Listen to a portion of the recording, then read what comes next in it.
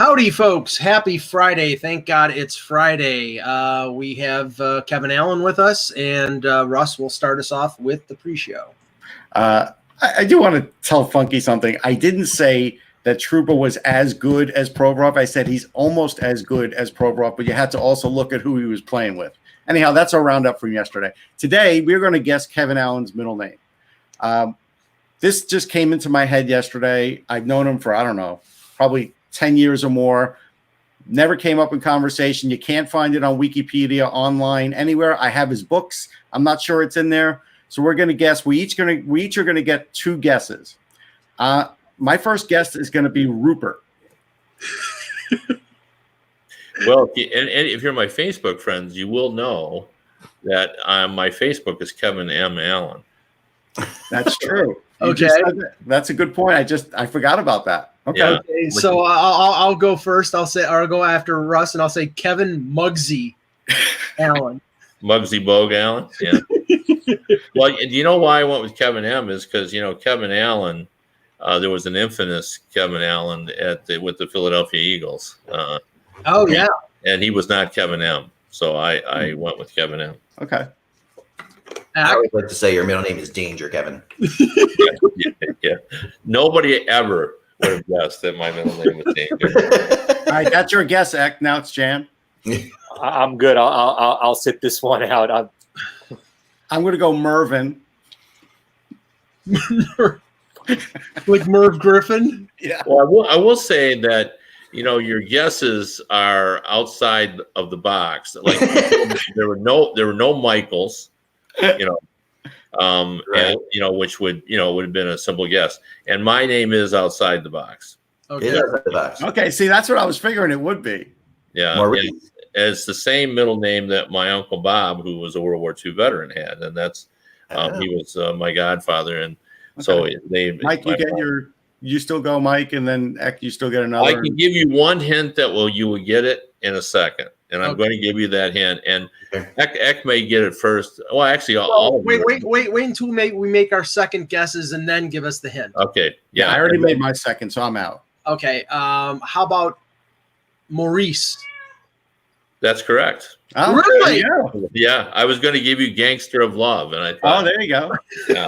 That's really good. Yes. Cool. Nice. Yeah. Excellent. That's unbelievable that you pulled that one out. That's a good name. I swear to God, I did not look it up. Yeah. That's I don't think it is anywhere out there. I'm pretty sure that it's not for Maurice Chevalier. No, it's not. But we used to. My kids have always kidded around about the Gangster of Love. I like Miller getting a shout out. Yeah. People call you a space cowboy. Anything. Yeah, exactly. All right. Anna likes it. I know. I'll be there. Go ahead. You can start. Okay. Oh, shoot. Hold on. I'll be right back. I've got a problem. Sorry. My dog got out and is running around the neighborhood. 1 second. Hold on. Right back. Dog problems takes precedence. There we go. And we were getting an echo too. All right. Hello, Hockey World. Today is Friday, November 13th, 2020. I'm Jan Levine. I'm Russ Cohen from Sportsology. Kevin Allen, unaffiliated. I'm Michael Agello, and this is the HockeyBuzzcast here on HockeyBuzz.com. All right, let's start with this. Mike, can I address one thing from the chat room? Sure.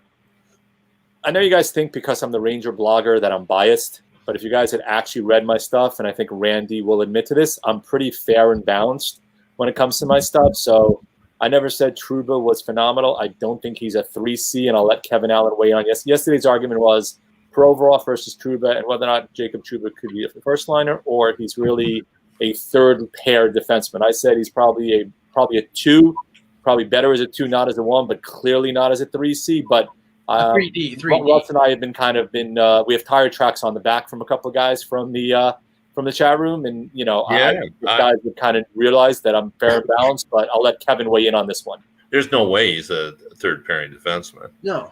He's either an exceptional second pairing or you wish he was a little better first pairing.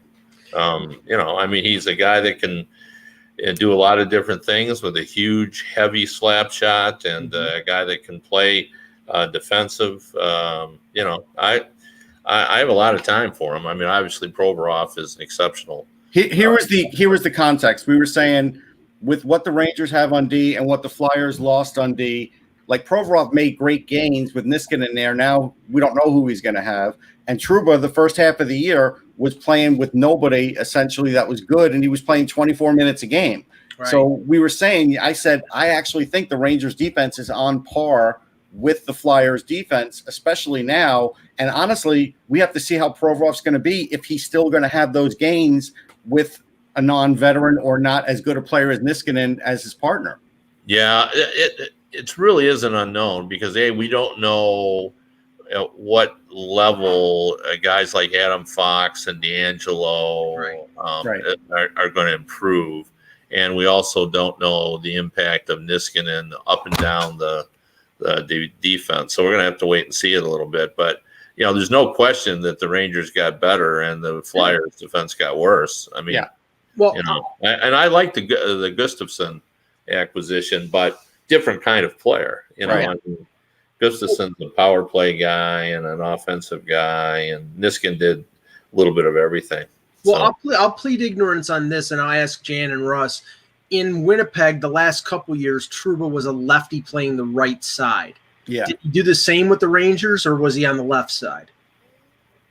Last year, he played left side because they moved Brendan. They already had Shea moved up, and then you had Brendan Smith move up to play alongside of him, right? So part of the thing this year is moving D'Angelo to his offside has been part of the chatter, right? And obviously I wrote today, I'd much rather see them do that than try to pair Smith or Jack Johnson with him. Right. I mean, maybe Lieber Hayek gets another shot at it, or honestly, Tuma Renonen, who's been really good overseas, may get a shot at it. I would bring him in. I'd rather see D'Angelo move up and strengthen your first two pairs and then worry about your third pair, which right now doesn't look optimal at all, than leave D'Angelo down on maybe the third pair, move somebody else up like a Johnson to play with Trouba, at least until somebody like Keandre Miller or Lundqvist or somebody else comes over. Because I remember Peter saying when they did that in Winnipeg that he was much less effective as a righty defense, as a right D, playing on the opposite side of his. No, it's true, and so I thought it was Reunanen, but that's who I would actually look at bringing him in there too, because he's been playing in a men's league and doing really well overseas. But the other factor was, Kev, is that Trouba's physical. And Provorov's only slightly physical. Look, if so you ask me, I'd actually getting rather more points at a Provorov, you're getting a lot more hits at a Trouba. Given the age, right, and given the salary, I would like to have Provorov. I don't think there's a question. Salary. Forget salary. Right, but again, I know Trouba took a bad rap last year. He clearly did not have a good year. He had a very good year in Winnipeg. Right. His usage last year changed because Fox was so good, and you have D'Angelo. He wasn't used on the penalty power play. So what I wrote was, look, if the Rangers had known that Adam Fox was going to develop as he had, and D'Angelo was going to develop, they would not have signed Trouba, in my opinion, to that length of a deal, especially for that kind of dollars. But they didn't know that at the time. They were basing on what Trouba did in Winnipeg. And Funky, if I heard you incorrectly, I apologize. I thought you said a third pair. If you said a third defenseman, 3D, second pair guy, then that's a different story. So if I misheard, I apologize. All right, let's start with this, Kev. The NHL Board of Governors met virtually. I believe it was on Wednesday, it was yesterday. And the Players Association met as well, same way. The indicators that have come out are pointing towards a January 1 start date, which may be optimistic based on the way things are spiking right now, but it seems like the NBA is going to start in late December and the NHL in January, but things have not been sort of decided on in terms of whether it'll be playing in individual cities like MLB did or in hubs. But what have you heard? What do you think? What's going on? Well, I mean, as I wrote in my column yesterday, it's ridiculously complicated right now by the fact that the virus is now spiking and we're getting 1 million new cases a week. I've heard so many people from management said, my owner says, we've got to have some fans. I think it's possible that we won't have any fans this entire season. I watched yesterday Fauci's discussion about the virus, and everybody's bullish on it. But even being bullish, they're saying that, when the normal folks start getting it, which to me that translates to the people that are going to fill our arenas, it'll be late April, May, or June. Like, that means we're not going to be able to fill arenas. And the other thing I keep pointing out to people, in the NFL, when you got a 60,000 seat stadium, putting 14,000 in, you can space them out. Right. Putting even 2,000 or 3,000 in an NHL arena it's not going to seem the same in terms of being able to space them out. So I don't know. It looks to me like there are a lot of questions that's still to be answered. I think they're going to give it a go, and they want to start. I think one thing we've learned from the NFL is that we cannot be afraid of getting some occasional COVID-19 positives. Right.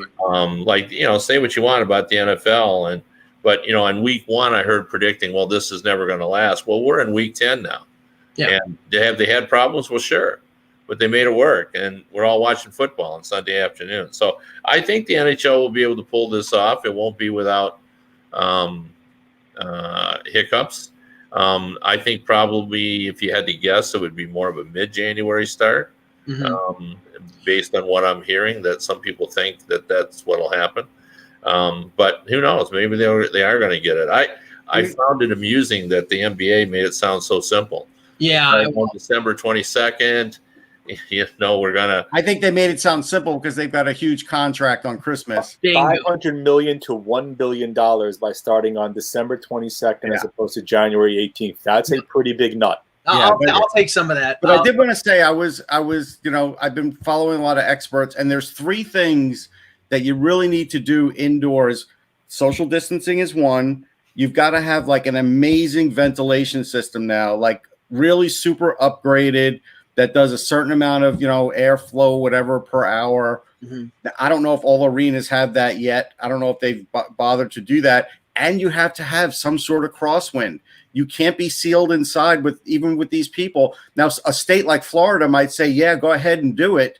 But they are really risking it, because all the experts agree, if you don't have those 3 things, your risk goes up the longer you stay in there. Yeah, there's different problems for different states, though, because say you open the doors in Sunrise, it's 70 degrees outside. You're probably going to have problems with the ice and then fogging up. Then if you do it at the KeyBank Center in Buffalo, where it's minus 10 in January, then everybody's going to have to be wearing earmuffs and their winter coats inside, because it'll be too damn cold. Yeah. So it's going to be different all over the place. Plus, you're going to have to deal with the different state and city rules. Yes. In terms of how many people you can have in a single gathering and all of those issues. I mean, I was reading about. I thought this was a good. I don't know who tweeted it originally, but it was a while ago when I read it.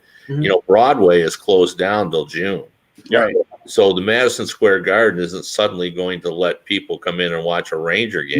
No way. Saying that Cuomo just said no even in-house gatherings of more than 10 people. There's no way they're letting anybody in. Yeah, we were saying yesterday, Kevin, that the New York, New Jersey, those metro teams, they're not going to have any fans at all. Philly could be an outlier because they've been allowing, some in the Eagles game, so maybe there'll be a loophole there. But none of those New York metro teams are going to have any fans. The LA teams are probably not going to have any fans. Right.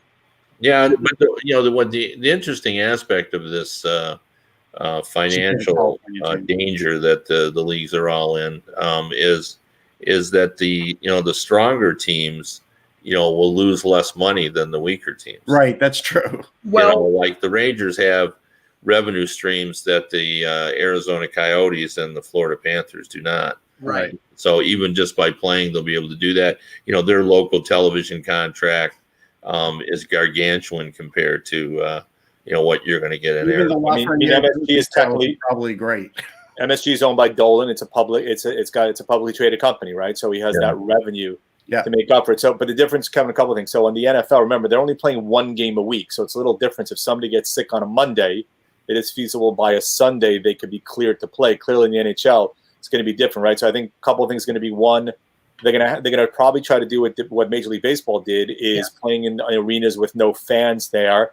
As they've talked about also, is having maybe 3 games in 5 days, 3 games in 4 days, back-to-backs, kind of a mini hub without having a bubble. Or you move people, attempt it into a bubble, the NHL doesn't want that, for 2 weeks, and then maybe off for a week. I mean, granted, they're all working to hire, but I know the return to play committee is kind of net, but they've got this broad concepts and broad topics. They haven't really had in-depth discussions, that would have sounded, at least from what Pierre LeBrun kind of tweeted yesterday. Right. Well, this is the thing that Elliot Friedman mentioned a couple days ago, and I mentioned it yesterday. I wanted to attribute it to him. The NHL clubs, Kevin, seem to be more motivated to play in their own buildings, and one of the motivations is with some of these buildings, like, say, for example, Scotiabank Arena. I think that the money they get is something ridiculous, like $80 million Canadian for like 10 or 20 years. It was a monster deal. But but that money is contingent on the Leafs playing in the building and them saying, "Hey, we're at Scotiabank Arena in Toronto." If they're not playing games there, then they have to give money back to Scotiabank. So that would motivate them to want to play in their home arena rather than playing someplace else. Yeah, I did want to mention that. I'm reading the chat room, and Funky has said that he had COVID and he still feels some of the effects, although he's working out and doing things. And yeah, sorry to hear that. I don't wish that on anybody either. No way, no how. Yeah, but so a couple things. Another thing that came out of that interview was that the NHL is motivated to start January 1, not because they want to do things irresponsibly, but they want a little bit of a buffer to start as early as they possibly can. So if they have to stop or if they have to cancel games, they will have time at the end to make up games. So that makes more sense. If they start January 15th or they start February 1 and they have one outbreak, they're screwed. Then they're not going to be able to make up those games, Kevin. I think Kevin makes a good point. I honestly, you really can't even think about fans. If it happens late in the season, great. Or if it just happens in the playoffs, okay, at least they'll have playoff revenue. But it really, at this point, it is going to be almost impossible. I mean, switching to still hockey, but not the NHL, a lot of cancellations yesterday. I mean, in the last, the ECAC, half of the ECAC, all the Ivies are gone. Yep. So there's 4 teams left, like in ECAC hockey. Whether they have a schedule and play, that's yet to be determined. They may do that, but the Ivies are out. A team like RIT is out. A whole bunch of Massachusetts university teams are out.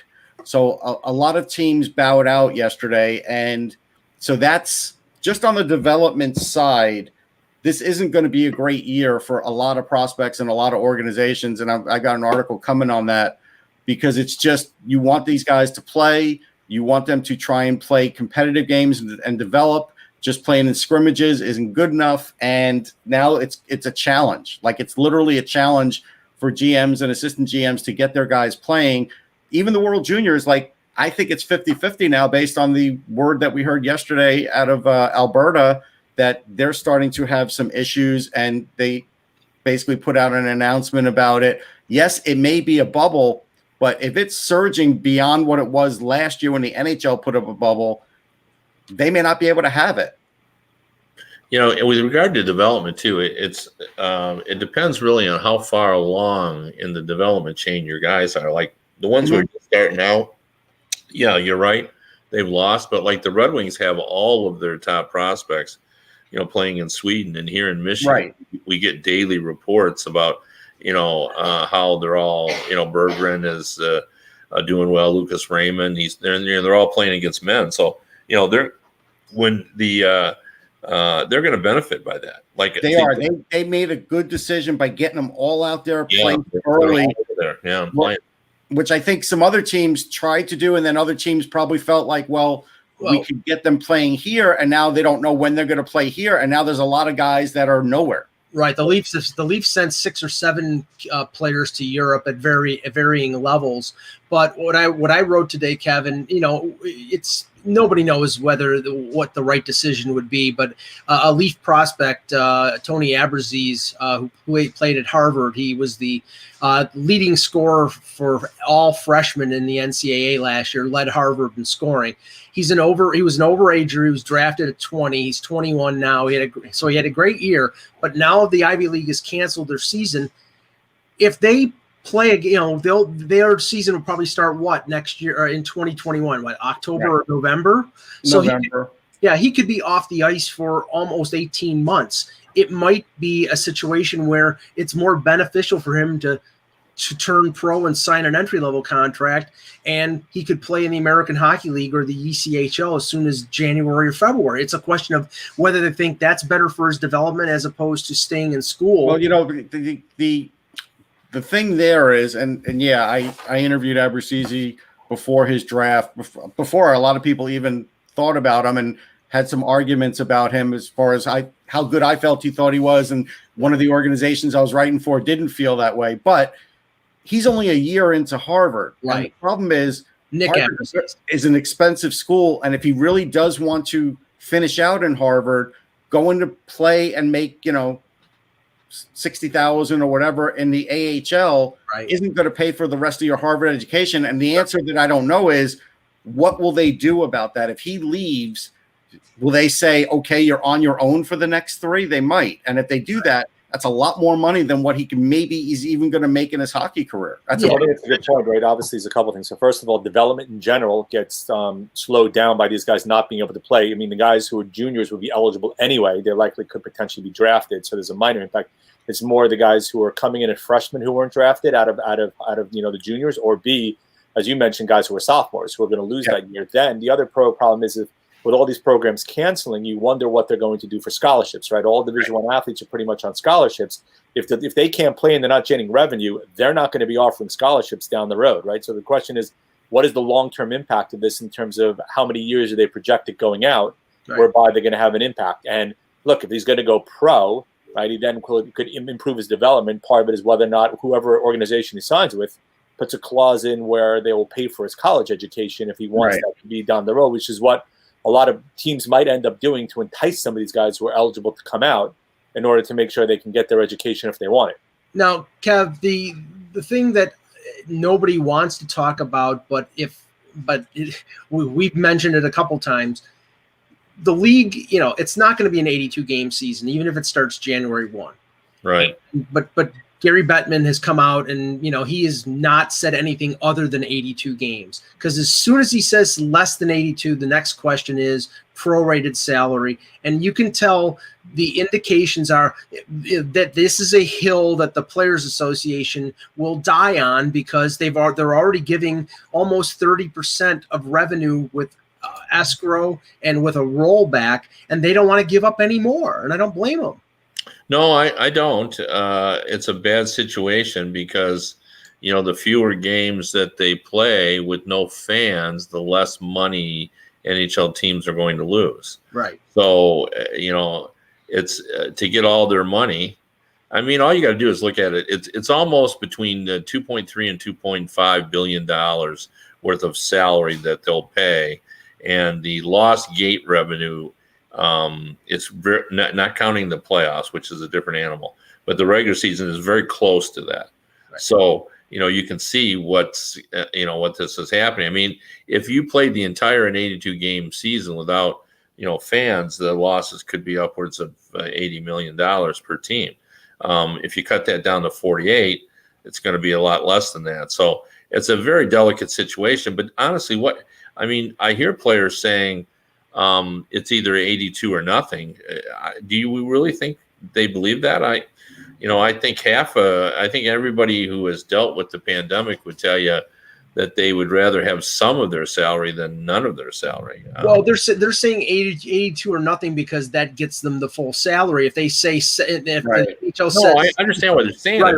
I don't think they believe it. I don't think they all believe it, Kev. I do think there's a small percentage that won't play because they could financially afford that and don't want to be away from their family, and maybe have relatives living in the house that don't want to risk it. There's a small percentage that will be that, but you're right, they're not. Most of and like I think you could play. I mean, look, the NBA is playing fewer games, but Yeah. they're getting to see, and that's what I think the NHL should just do. I mean, try to play 70 or whatever. You hear That's the way they should say it. Actually, I think you have it right. I don't think they should commit. I think when they give the schedule, they should say, look, this is the best case scenario schedule. We're going to try and reach this amount of games. We actually don't know if we can.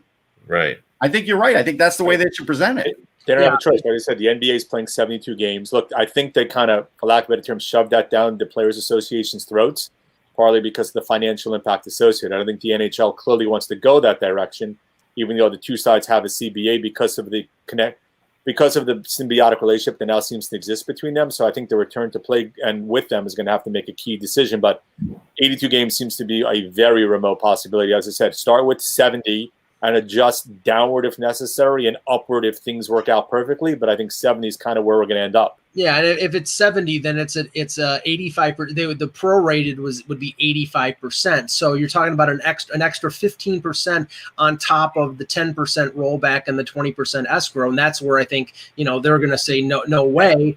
The only thing I can see as a compromise, Jan, is say that 15% is part of the you increase the rollback another 15% and pay it down the line. I think you're going to have no choice. I think that's going to have to be, you're going to have to basically return that capital to the players and then try to find out. I mean, again, it was brought up in the chat room, like the reverse retro jerseys.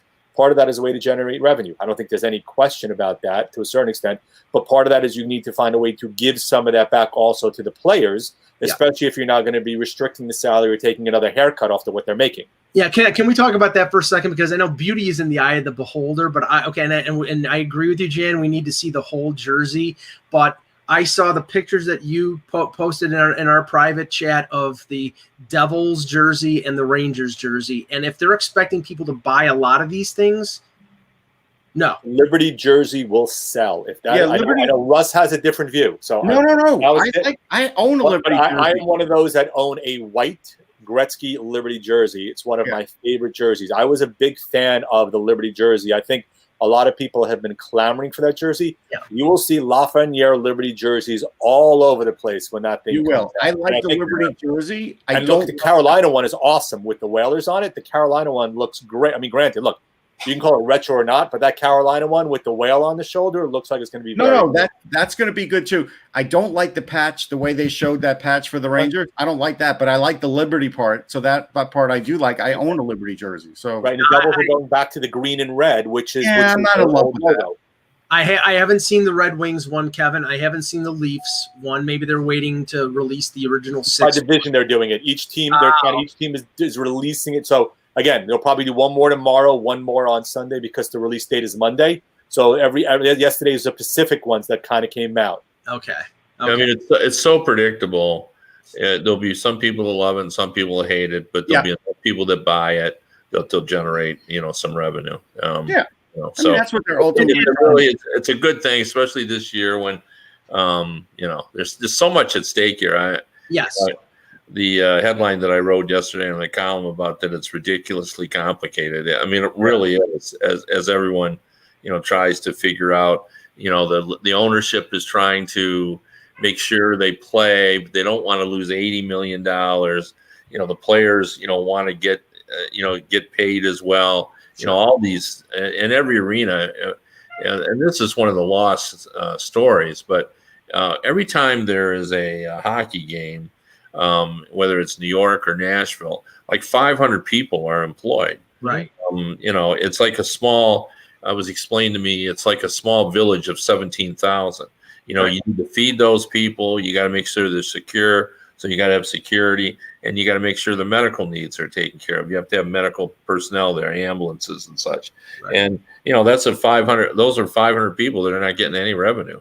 When you're not playing. So Kev, what we were saying yesterday is for people that were saying, well, just cancel the season, don't have one. We were like, if you cancel the season, you might as well just board up the league. I mean, it's going that way. Well, remember, the contract for NBC, I think, expires this year. They're looking to get a contract with ESPN and maybe Fox. Part of that will generate additional revenue for the teams depending on the deals that they do, right? And one of the things we talked about is, we talked about with Steve Cohen taking over. One of the first acts he did is paying the people that were kind of put on furlough because of the pandemic.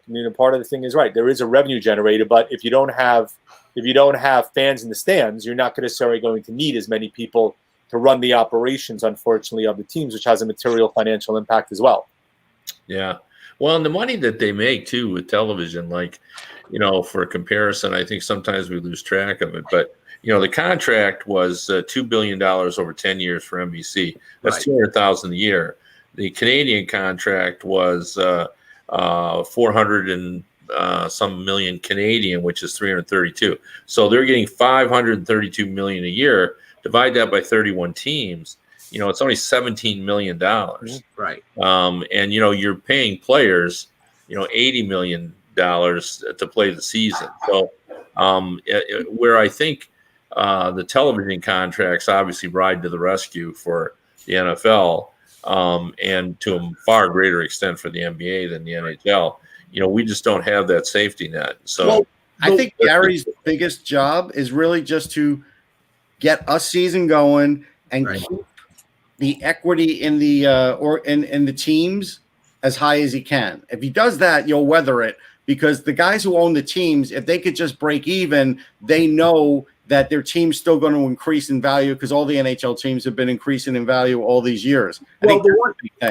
The one encouraging thing that I mentioned yesterday is that the Major League Baseball, and I realize the season is double the size of the NHL, but Major League Baseball just negotiated a new contract. I think it was with TBS, and they basically got double of what they had previously, and that's a good sign for the NHL, because we know that these sports channels like Fox Sports or ESPN or even some of the networks, they crave content, and when it's sports, I mean, it's the prices are going up in the NFL, they're going up in Major League Baseball, and they should be going up in the NHL too. Now, they're not going to be anywhere close to those other leagues, but they should be getting more than $200 million a year for 10 years.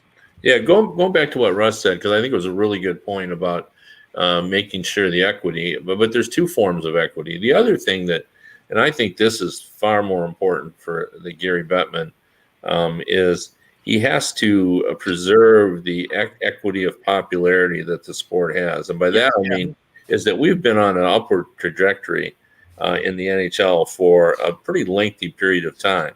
Revenues have grown every year. It's expanded its national footprint. More people, because of expansion and other reasons, know about the hockey and everything else. He needs to, when we get back to full arenas, he wants to make sure that we're still on that upward trajectory. And I think, we saw from the last lockout when we lost the season that people came back in droves. And I think that will happen again. But, there are other issues. We have an economy that has been disrupted. Like some of the sponsorship money, like I just can't imagine. I mean, maybe I'm wrong, but airlines are going to be pouring money into sponsorships that they were before, or some of the other, restaurant chains that have struggled as well. So, there's going to be a lot of bumps, and all that has to be taken into consideration. So, it's just so many layers. It really are. There's so many issues involved. Yeah. It just stretches far into the community. That's why I've often wondered, and I've heard things about, we've talked about before about, the city's helping out a little bit in this situation, some emergency type funds that could go towards this. I mean, it's hard to sell, obviously, when everybody is struggling so much, but when you talk about the businesses around there and stuff like that, it helps them out. It helps some people. It helps people working at the arenas. Not a ton, but just a little bit of money could help the NHL through some of this. I don't know if that'll happen or not, but we'll I don't think there's explain what happened for a second. This is just too good of a story. Yeah. All right, so this dog, is an escape artist, like no one's business, right? She is only 15 weeks old now, and she is able to get out of anything. So we have our backyard set up with a fence so that she can go out into a fenced area, but there's a non-fenced area too where we don't let them out. It's basically so we don't have to clean the entire yard. We have a big yard.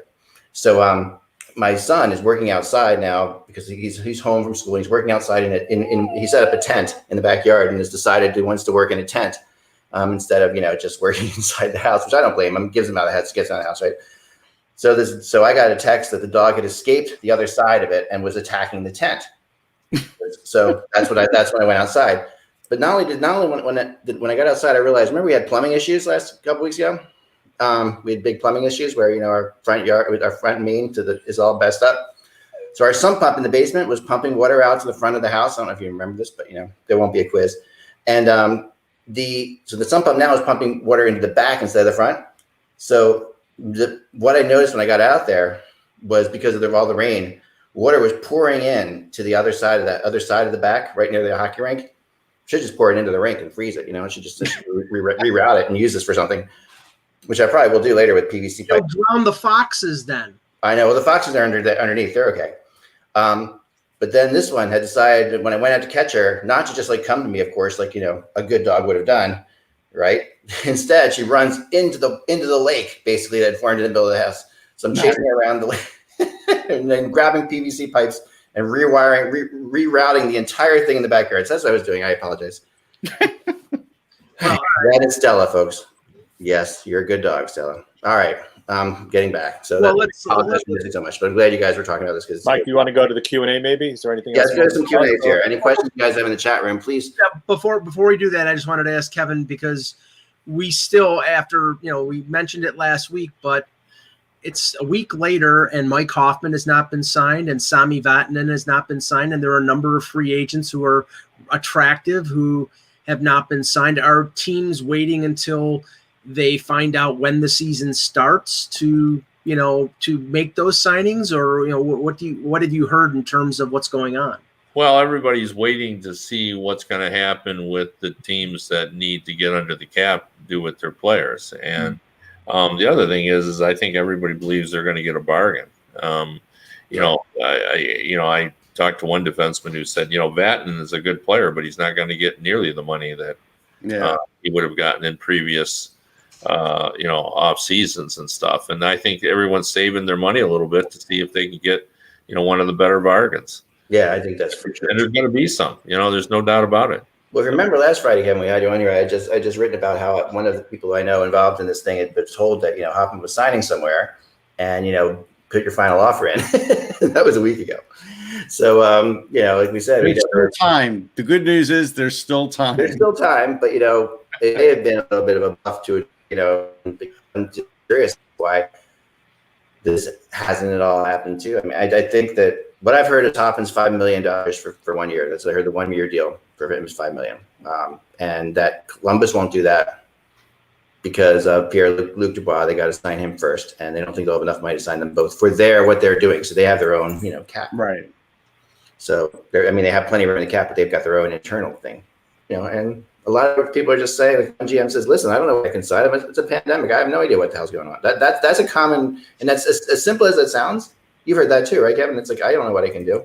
No, for sure. And everybody is just concerned about, what it's going to look like. And, you're not sure. And, even at, one GM said to me recently, we're going to announce all this, and then we're going to turn on, our televisions, and they're going to say the pandemic has gotten worse, and then we're going to maybe have to reconfigure again. So that's what we're seeing, right? All right. Let's go to a question here. Go ahead, Mob Talk. Mob Talk Radio says, what is the NHL going to do if owners take the stance, as some are, they won't play if it's not in front of fans? Well, Kevin, how Gary Bettman corrals the owners into one coherent message. I can't imagine that he wouldn't beforehand have basically his voice being the voice of the owners. Yeah, for sure. He is a good lawyer. He doesn't ask any questions that he doesn't already know the answer to. And he's real good working behind the scenes. There's a lot of trust between the owners and Gary Bettman. They believe that he knows what he's doing, and he's proven that over the course. That's why he's lasted so long.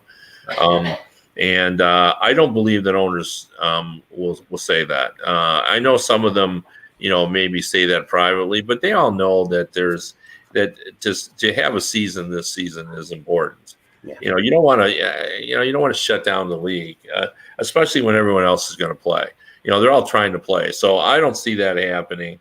I could see some of the owners saying, we got to go down and just play a 48-game season. Right. And players have a right to be upset about that if they're expected to play prorate. I think they need to try to play as many games as they can. It's not going to be with fans, though. I'm hopeful that everybody will, do it the safe way and not force the issue here. Right. And I think really the state rules will dictate that as well. I don't think they're going to allow them to. I think I'm going to get a feeling the state rules are going to be very different. I don't think we're going to be in a shutdown at all. Like I don't like a complete shutdown, Kev. I don't think I think there's going to be. Well, it's going to be redefined. Like last time we shut it down, which I'm in New York, and they're closing restaurants and bars at 10 o'clock at night. And maybe we will be, but it just feels we're heading that way. Yeah, I mean, a lot is going to depend, sadly, on what the death rate will be, and how many people get it, and how sick people get, and that's why we just talked about it, 3 minutes ago, and no one knows kind of know what's going to happen, so it's really hard to predict. But in the state where I live, with Governor Whitmer, I don't see them allowing Joe Louis Arena to bring 3,000, 4,000 fans in anytime. Yeah, no, I don't see any fans, but don't let them. Chicago just announced basically a 30-day basically lockout period where non-essential travel, unless you're going to school or otherwise, is basically they're kind of restricting. So that's not going to happen there either.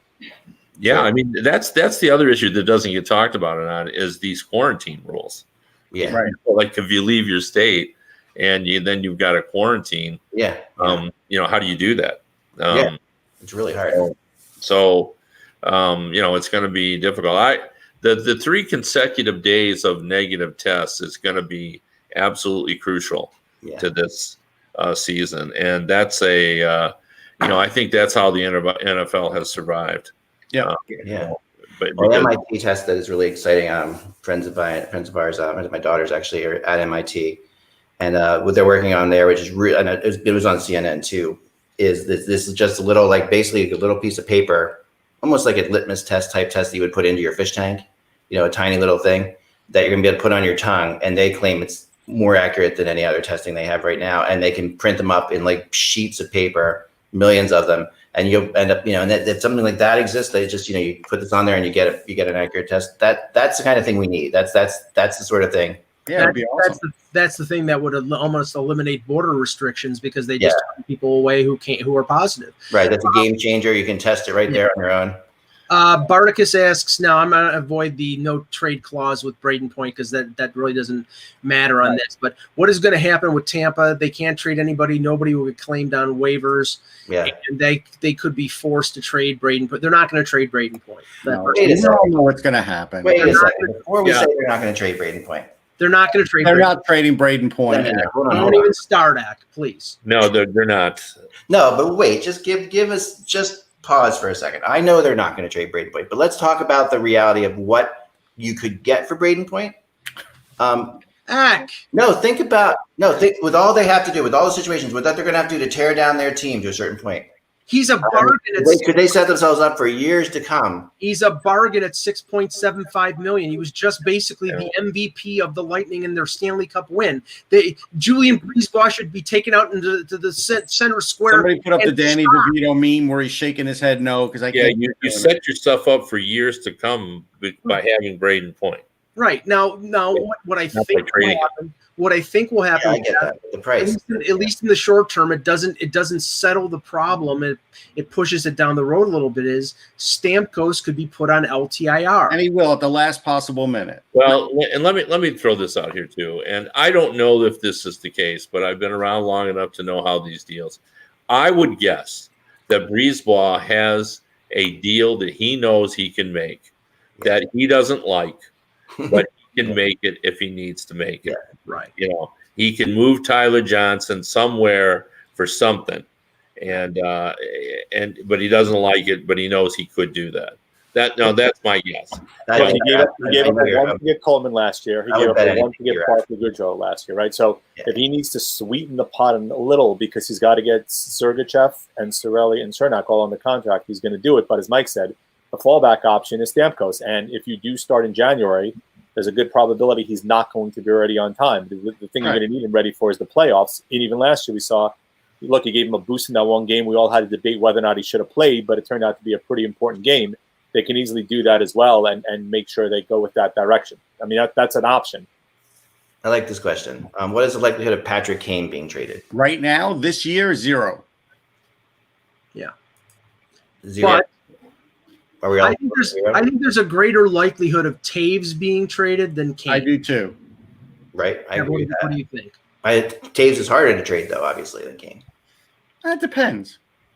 No, Kane's easy to trade. You can get a lot for Kane. There's No, no but question about it. Taves is also team that's on a the edge center. right now. A team that's like, I don't know, pick a team like that's on the edge, like Islanders maybe, or Well, here's the problem. Like, Kane is both easy to trade and hard to trade.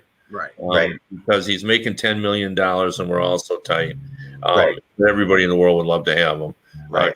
What's often forgotten about him, and Russ can verify this, one of the hardest, has one of the highest compete factors in the league. Oh, yeah. Plays every game. Oh, yeah, no question. Like, I remember talking to Ken Hitchcock, and I asked him who were the most competitive guys, and he said Patrick Kane. Yeah. That you watch him, and he plays hard every shift. Yep. He's always looking to create something. He doesn't coast, and everybody knows that. Yeah. Nobody will take Taves at 10, but you could sweeten the deal by eating some of the money. Right. And if it gets close to playoff time, somebody might want him for the playoffs because they think they can win a cup. He's a center. He still has something to give. Right. Whereas with Kane, you get rid of him, you are completely rebuilding, no matter who's on your roster at that point. I know I'm the contrary. I'm not in the contrary. No, Well, I know it is this, and Taves and Kane both only have 2 more years after that. After this year, right? it's not that the contract is tough, but it's not immeasurable.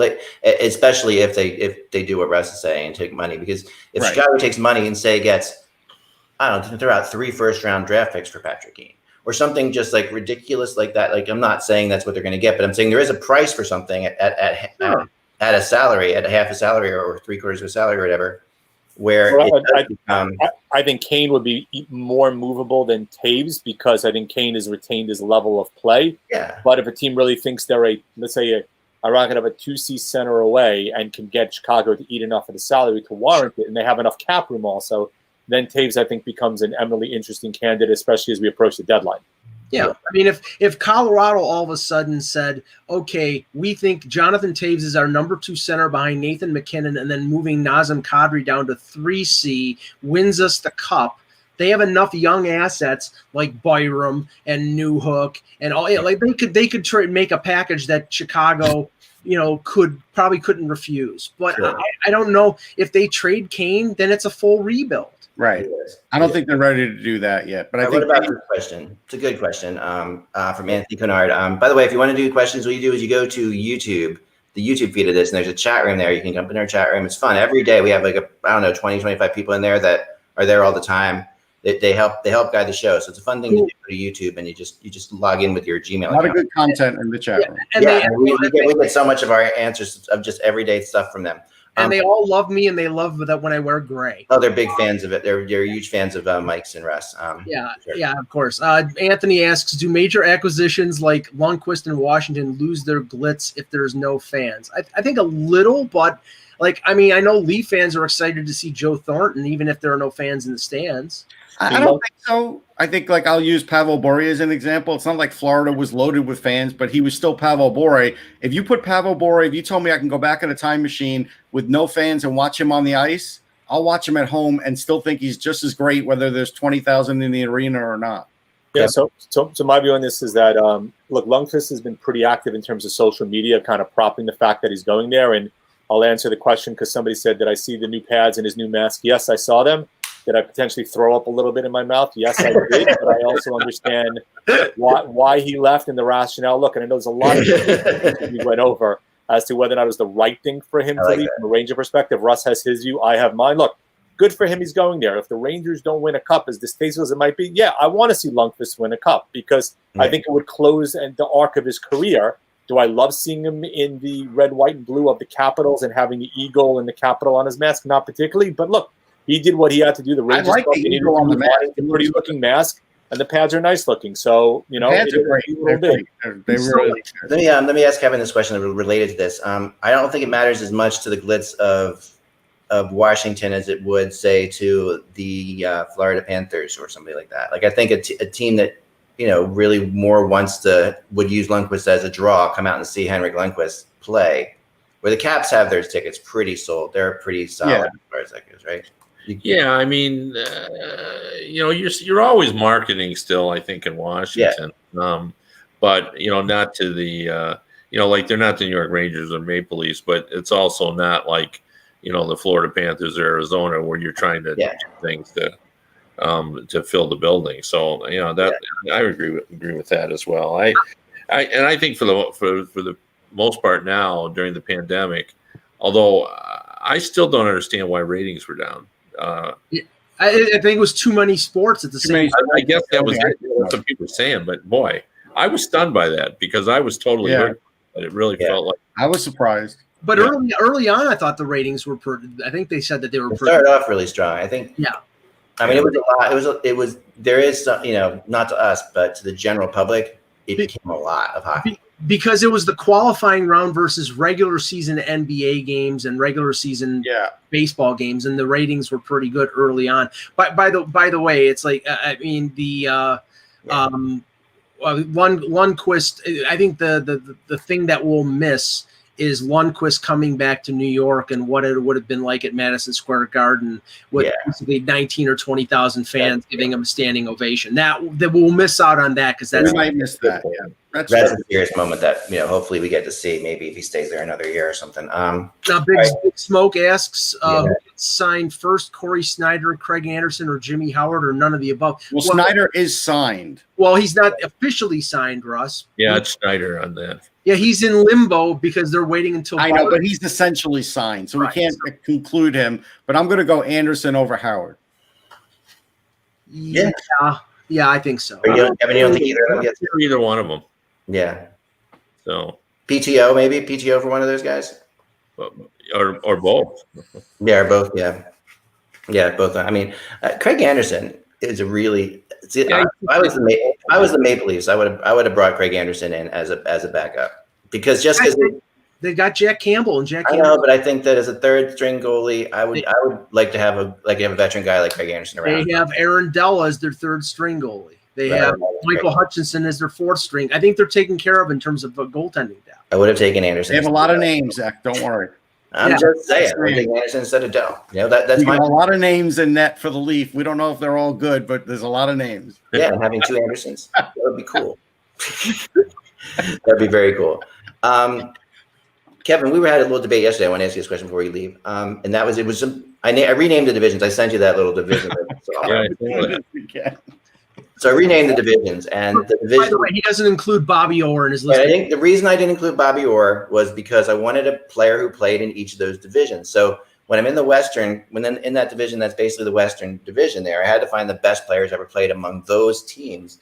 And Bobby Orr, never played among those teams. And that's why I went with Peter Forsberg, who I thought was the best player. And then the debate came up over here, is Peter Forsberg or Paul Kariya the better player? Oh my God. And I thought it was an interesting. I'd go with. I'd actually go with Peter Forsberg.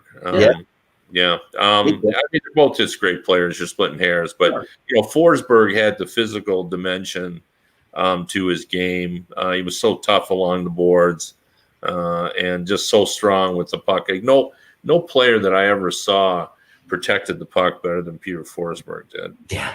So, and he was a championship. Caliber player. I mean, Paul Kariya was, Hall of Famer, but he's a Hall of Famer. A little bit of ways, and the way the way he's been sort of absent from hockey. Has that hurt him at all?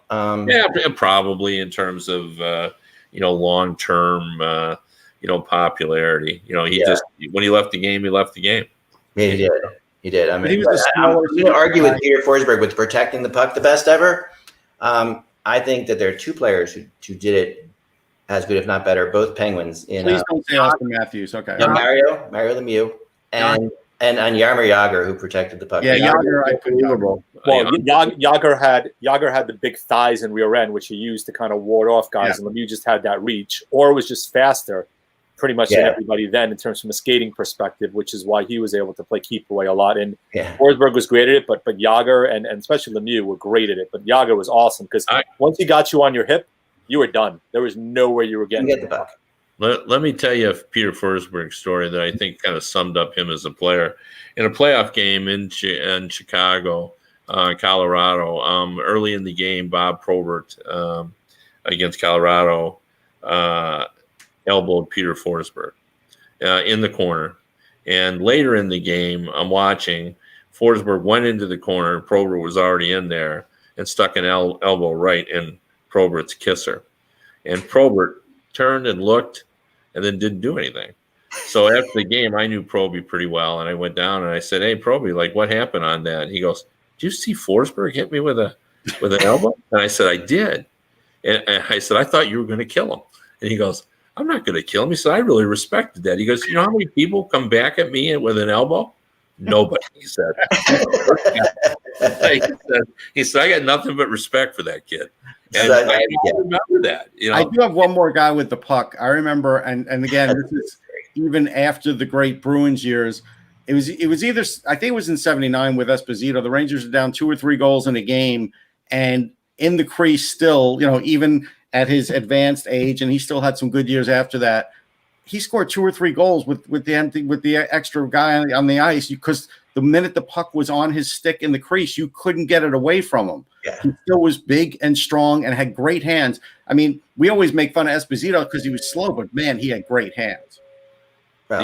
Peter Forsberg also has the distinction of the best NHL player ever without a spleen. And Tom Laidlaw was number 2. So Laidlaw played with us, did he? Yeah, he lost the spleen. Similar situation. Wow, I didn't know that. Yeah, I didn't know that either. I was watching Forsberg. Now, someone out there probably knows other players without spleen, so feel free, because I'd like to. Yeah, in the comments. Yeah, you know how to play without a spleen? Expand my list. So, watching Forsberg at the end of his career with the Flyers, seeing what he went through to get his skates on and off of him and stuff like that to play because of his foot. I just so much crazy respect for the guy. Just like. Well, and remember early in his career too. As everyone can tell, I'm a huge Peter Forsberg guy. But I was at the shootout in Lillehammer, and people have forgotten this story. But the veteran Swedes didn't want to go out again and take shots, and they called Peter, and he goes, "Yeah, I'll go." He was like 18 years old. I mean, and like the veteran players. I mean, like people talk about how tough like Toronto media are and New York, but when Sweden didn't perform at the 2002 Olympics, the Swedish newspapers put all the players' photos on the front of the newspaper and put their salaries underneath. Oh, yeah. The media is tough. That's hardcore. National hockey team. So there was a lot of pressure on those players, and they were all afraid of failing, but Peter was not afraid of Kevin, failing. I found one. You could add, actually 2. You could add Matt Hunwick and Michael Bodiger. Okay, they're both going to be below Laidlaw and Forsberg. They're on my list. I agree. Forsberg, Lonnie, and Forsberg, Lonnie, and Korea are my 3 players who are not Ranger my favorite. So I actually have a Forsberg Sweden hockey jersey, a Solane Finnish one, and I have a Korea, the original Purple Ducks jersey when it came out. Nice. So, my favorite thing with Forsberg still was when he came to the Flyers. The first shift he ever took was on the power play, and the Flyers. Like I've said this before, I think, but this is a great story. The Flyers back then, it was really easy to beat the Flyers power play. You just charged whoever had the puck, and they would give it up eventually. So everyone played super aggressive against the Flyers, and they were killing them. Let me finish with this because let me finish my story real quick. Sorry. Oh, I'm sorry. No. So anyway, so I'm in there, and you were so used to players just charging the player with the puck, and I'm watching the game up in the press box. Forsberg gets the puck, and I'm like, what happened? Like suddenly, no one was charging him. It was such an uncanny thing of everybody saying, "Okay, we can charge everybody else with the puck, but we can't charge Forsberg with the puck. He'll make us look like." And it was so incredible after watching years and years of the same defense against the Flyers on the power play. It was so stunning to see that shift. Go ahead, Mike. I wrote a thing a couple days ago when the alternate or retro jerseys came out about different Leaf jerseys over the years that they've worn and which one people like the most. And I posted a video of the game at the big house between the Wings and the Leafs with 100,000 people at in Ann Arbor. And Kevin, it was so weird after a year of seeing empty baseball stadiums and empty football stadiums and empty hockey arenas to see 100,000 people in a stadium. Yeah. I mean, it's going to be weird when we get back to what we thought was normal, or what was normal. Right. No, that's a great point. Wow. Yeah, I was there for that. It was, and Kevin, you may have been there too, right, for that one? Oh yeah. My greatest memory of that is going to be that Canadian fans spent hundreds and hundreds of dollars to see that game, but they refused to pay $50 to park close. And if you remember, the snow was coming down. I know Canadian people wrapped in Canadian flags and they trudged down Ann Arbor Saline Road for a couple or 3 miles. Oh, yeah, it was forward against the wind and the down because they weren't going to pay $50.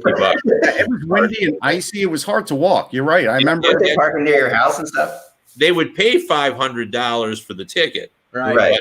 But $20 was all they were going to pay. Kevin, the same thing happened, not with the most recent World Junior, but the World Junior in Buffalo before, when they jacked up the prices around the arena to, I think, $50 or $60. There were Canadian fans who parked in Fort Erie and walked over the They're such an incredibly hardy breed. I love They really are. I love that. They really are. You know, love it. think about that. Like, it makes sense to pay to get into a hockey game. Like, that makes perfect sense. Yeah. To pay to park your car? No, we're not doing that. actually, so then we should blame the Canadian fans for not setting the Guinness World Record in that game, because Guinness did it at the beginning of the game instead of waiting. And if they'd have waited like 20 minutes when that whole place finally filled in, or 25 minutes, they would have had the record. But we didn't get the record. and told Guinness, hey, the Canadians are still trying to get you. Look outside. They're walking down the avenue. All right. I got to go, guys. We're gonna. Thank you, Kevin, so much. See you later. Bye-bye. Great having you as always. Wait, hold on. Somebody wrote Aki Berg is my hero. Come on, man. Yeah, they're just doing that to piss me off. Yeah, it's your hero if you're a fan of the opposition when the Leafs were playing. Oh man. Glenn Murray's still with the Kings and doing great work in player development. So Glenn Murray was not only a good player, but he's proving well in his after his playing career. Good old Aki Berg. Excellent. All right, folks. Thanks so much, everybody. Thanks for Kevin. Thanks for a great week, guys. Watching. Yeah, have a safe weekend. I apologize for missing so much of the show today, but we'll be back on Monday, and we'll be back with hopefully we'll see what happens at that point. We're getting closer, though. Really, when you think about it now, how much are camps maybe potentially away? Like 2 or 3 weeks. Really not that far away before Sunday. I think a month change. Yeah, maybe, but we'll see. We'll see. I mean, early December, I think would be realistic for the camps to open, right? So we only have. I mean, I would go like this, Ek. What's closer, hockey camp or me leaving the state of New Jersey? It's close. I don't know. Excellent. Well, remember the buzz, folks. PA. I should count PA because once in a while I have to bring my wife to her office. But I mean, really leaving the state, I don't know. There you go. Remember, folks, without the buzz, it is just hockey. Without New Jersey, it's just Russ.